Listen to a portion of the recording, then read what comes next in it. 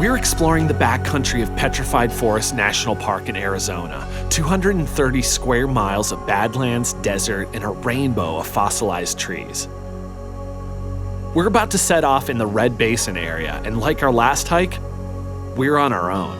No maintained trails, anything like that. We are relying upon our little guide here and our trusty GPS. Yeah, and for the record, you're leading this one. I'm leading this, This is all you. I'm the GPS guy. One thing to know about this park, it closes each night and the entrance gates are locked. I'm gonna be watching the clock to make sure that we get out of here before the park closes. This 8.5-mile hike will eventually take us to some ancient clam beds, but we're already seeing signs of life. So check this out. We've got some pronghorn tracks right here. Some really deep ones too. Yeah. Wow, those are really nice. Pronghorns are the only living descendants of an ancient species indigenous to the American West.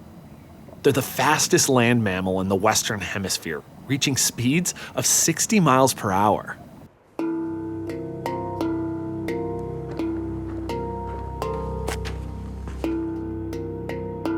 This is exactly why I love these dry sand beds and washes. Now this one has got a little bit of moisture in it, and that gives us a perfect canvas for these prints. Now I believe that these belong to possibly a gray fox. You can tell by about the size. We got the two hind legs right there, two up there, so about that big. The gray fox are omnivores, so they'll eat small mammals, reptiles, insects, and just about any fruit or nuts they find laying around. If you look around here, all of these different flakes and shavings, it's all petrified wood. Look at this. This looks like you could throw this in a fire pit and burn it. You know, it looks like a little scrap wood. It's rock.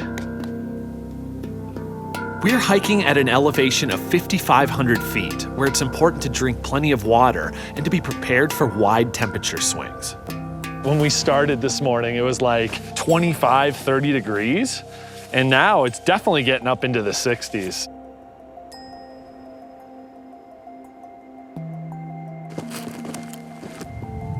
We've only gone a couple of miles when we spot evidence of a creature that lived here 225 million years ago during the Triassic period. Get a load of this, you guys. This is a tooth from a crocodile-like animal that was about 24 feet long. Look at that. Paleontologists have found evidence that giant plant-eating reptiles and meat-eating dinosaurs once lived here when this was more like a tropical forest. This is why our national parks are so incredible, but also important. The fact that you can walk through and discover these things for yourself, really find a piece of history. But just as important as it is to find it, it's to put it back so other people can have that same experience. And there's so much more to discover out here.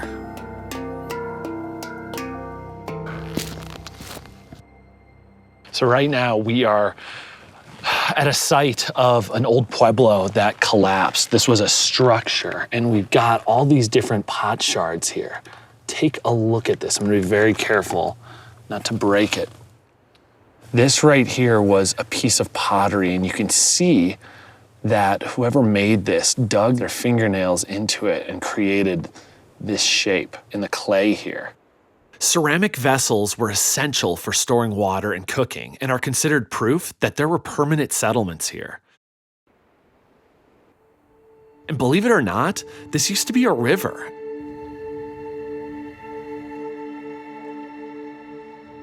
As proof, there are thousands of fossilized clams from back in the time of the dinosaurs. Clams, I believe, right there. See that? Yep. Yeah, definitely. These fossils embedded in sandstone are more than 200 million years old. They're freshwater clams, right? Correct, yeah. It's got a completely different texture. This clam bed is a great window into this ancient landscape. Imagine all the other Triassic creatures that would have fed on these little guys. All right, so from here, we just have another straight shot. We're gonna veer like right that way. Okay. We have half a mile to the Red Basin. All right, Red Basin. Red Basin, do it. yeah. It's amazing. This really does feel like you're on another planet. The surface of the ground is almost like spongy. It's crazy. It's like what you would imagine the moon feeling like. Yeah. Doesn't it? Totally. And check this out. Wow. Look at these hoodoos. They're like massive tables. What a crazy formation. You can see just the different layers of rock. Over time, wind, the rain, all of those forces of erosion just chiseling away at it, and now what's left is kind of this squishy rock almost.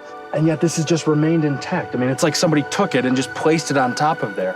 This landscape is mind-blowing. From here, it's not a tough climb into the basin, but the Park Service warns you to take care if there are clouds because the path can flood suddenly if it rains.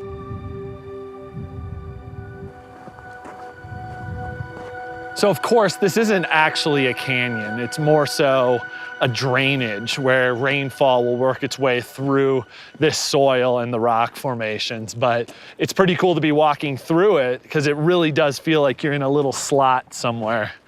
This is just absolutely spectacular. Like the colors here. The red of the Red Basin is typical of Badlands. It was formed by rivers depositing layers and layers of minerals from clay, silt, and sand over more than 40 million years. And hey, congratulations. Thank you. You led. I did. And you got us here. Wasn't really that hard. Hey everybody, thanks for watching. Make sure to leave any questions or comments that you have. And please subscribe to the channel. There's a lot more to come.